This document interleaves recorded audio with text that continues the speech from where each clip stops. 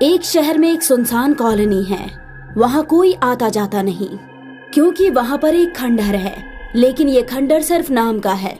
यहाँ बहुत साफ सफाई रहती है। खंडहर का दरवाजा सड़क पर मौजूद है और दरवाजे के बाहर पानी का एक मटका रखा हुआ है, जिस पर एक गिलास भी रखा है। वहीं ऊपर एक तख्ती लगी है, जिस पर लिखा है माँ की ममता।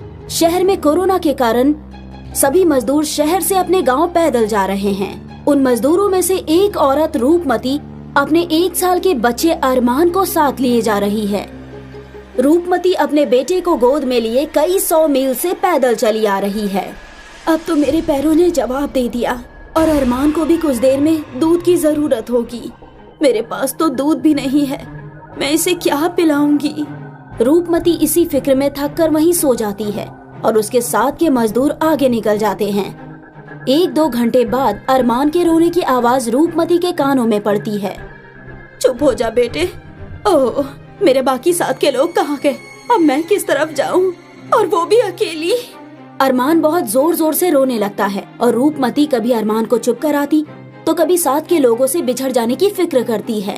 अरमान चुप होने का नाम ही नहीं लेता।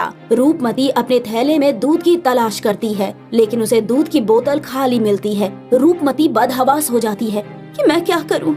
अब कैसे मैं अरमान को दूध पिलाऊं? या खुदा मदद कर। मैंने सोचा था अरमान के सारे अरमान पूरा करूंगी, लेकिन मैं इसे दूध तक नसीब नहीं करा पा रही हूँ। रूपमती बहुत परेशान हो जाती है। तभी वहाँ से एक 8 साल का लड़का गुजरता है, जिसका नाम चाहत है। वो रूपमती से अपना तारुफ करवाता है।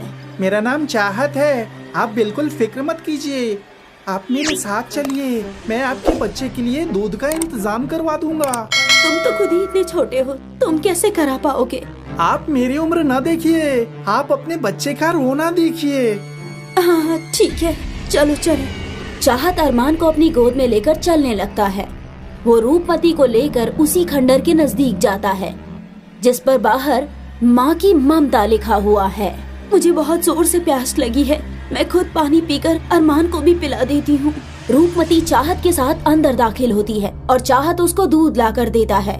रूपमती अरमान को दूध पिला देती है और अरमान आराम से सो जाता है। तब अचानक रूपमती को कुछ एहसास होता है। ये कहाँ आ गई मैं? ये कैसी जगह है? और ये चाहत कौन है? मुझे यहाँ नजर क्यों नहीं आ रहा है कुछ? तभी जोर से हवाएं चलने लगती हैं। मुझे यहाँ का माहौल डरावना क्यों महसूस हो रहा है? चाहत, चाहत। जी कहिए, मैं यही था। मैं अब यहाँ से जाना चाहती हूँ, मुझे बहुत दूर जाना है। लेकिन अब तो शाम हो गई है, अब आप इतनी दूर कैसे जाएंगी? आपको तो रात हो जाएगी। नहीं नहीं, मैं चली जाऊंगी। और हाँ, तुम यहाँ अकेले रहते हो? ये इतना बड़ा खंडहर है, इसकी साफ सफाई भी करते हो? तुम्हारी अम्मी कहाँ है? मेरी अम्मी तो दिन में नजर ही नहीं आती, वो सिर्फ रात होने के बाद ही नजर आती हैं। जब तक मेरी अम्मी नहीं आ जाती, आप यहाँ से कहीं भी नहीं जा सकती।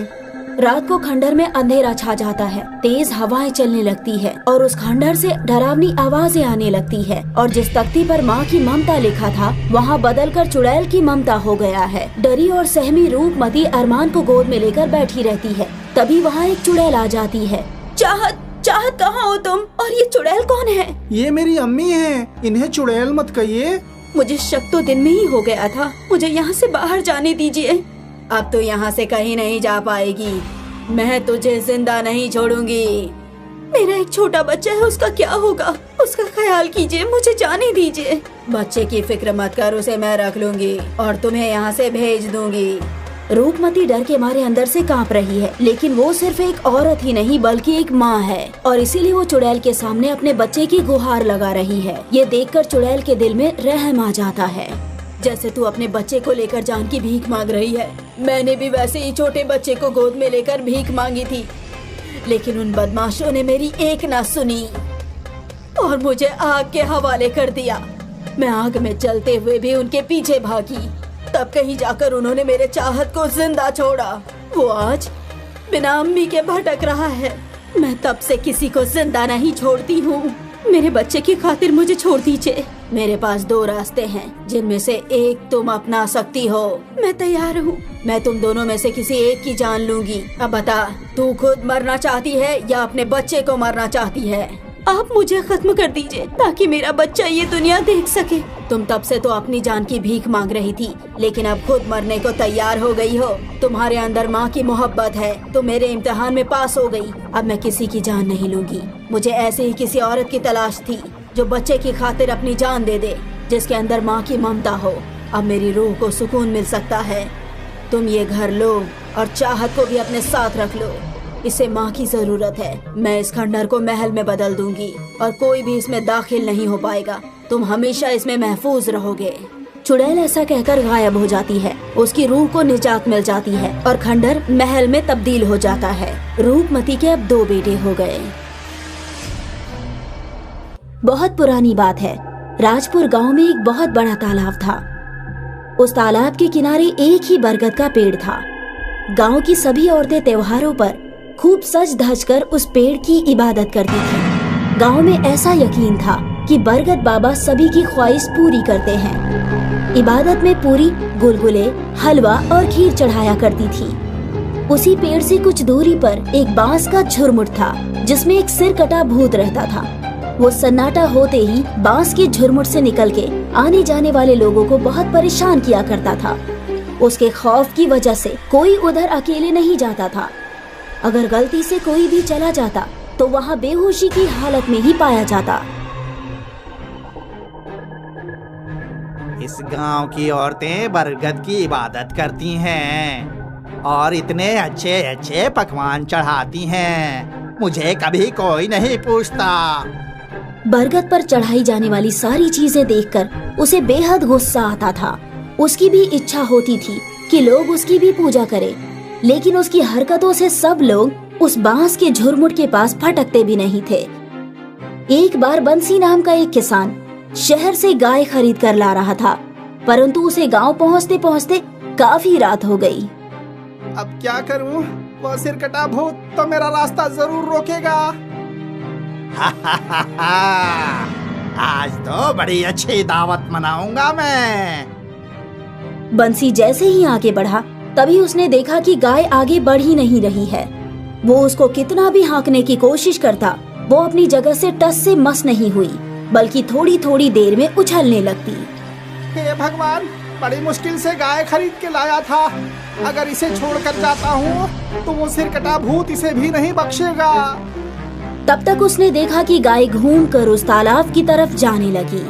अरे बाप रे, लगता है वो मरदूत मेरी गाय को हाँक कर ले जा रहा है।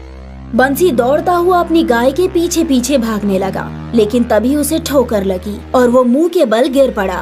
तभी उसे लगा कि किसी की मजबूत बाजुओं ने उसे सहारा देकर उठा लिया। सरकटे भूत, ये कैसी मुश्किल है। एक बार गिरा देते हो और फिर उठा भी लेते हो। बंसी, उठकर अपनी गाय की रस्सी पकड़ो और घर जाओ।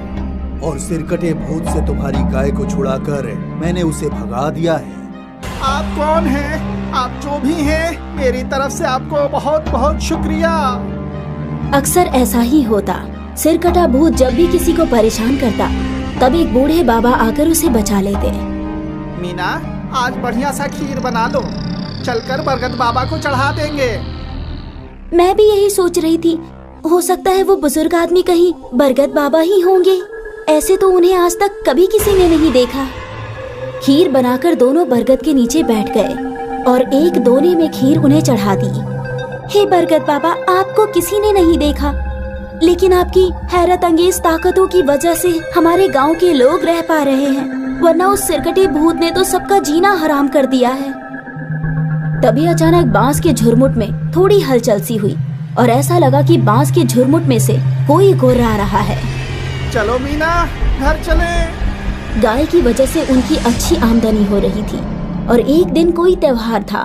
गांव की सारी औरतें खूब पकवान बनाकर बरगद बाबा को चढ़ाने ले गई थी। बंसी की बेटी मुनिया, जिसकी शादी होने वाली थी, वो भी बरगद के नीचे अपनी मुस्तकबिल के शौहर की लंबी उम्र की ख्वाहिश लेकर आई थी।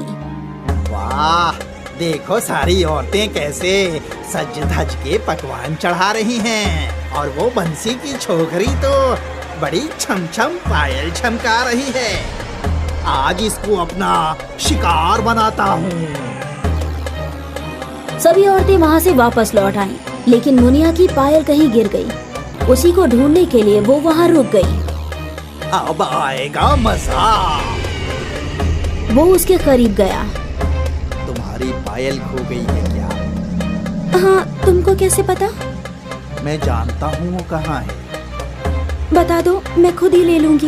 वो पायल मेरे ससुराल से आई है। वो उधर जो बांस का झुरमुट है ना, उसी में पड़ी है। मुनिया को तो वो पायल किसी कीमत पर चाहिए थी, तो वो बिना कुछ सोचे समझे बांस के झुरमुट की ओर दौड़ पड़ी। ये शैतान सिरकटा भूत आज इसको खत्म कर देगा। मुझे इसको बचाना ही होगा। ये लड़की उधर कहाँ जा रही है? जा, अपने घर जा। तेरी पायल बरगद के नीचे ही पड़ी है। मुनिया को अचानक होश आया कि वो तो सिरकटे भूत के करीब जा रही थी। इस वक्त कोई है भी नहीं। उसने जाकर देखा कि बरगद के नीचे ही पायल पड़ी थी। पायल उठाकर वो सरपट भागी और घर जाते ही बेहोश हो गई। ये तुमने ठीक नहीं किया बरगद वाले रूह। आया हुआ शिकार तुमने भगा दिया।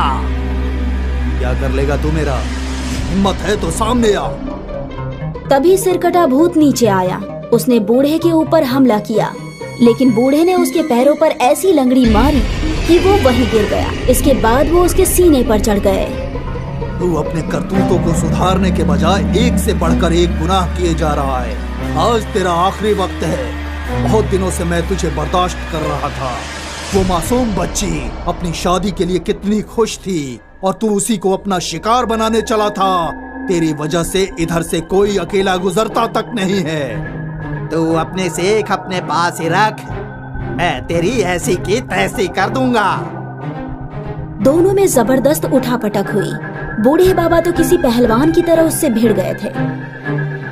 आखिर में सिरकटा भूत परास्त होकर जमीन पर ही गिर पड़ा।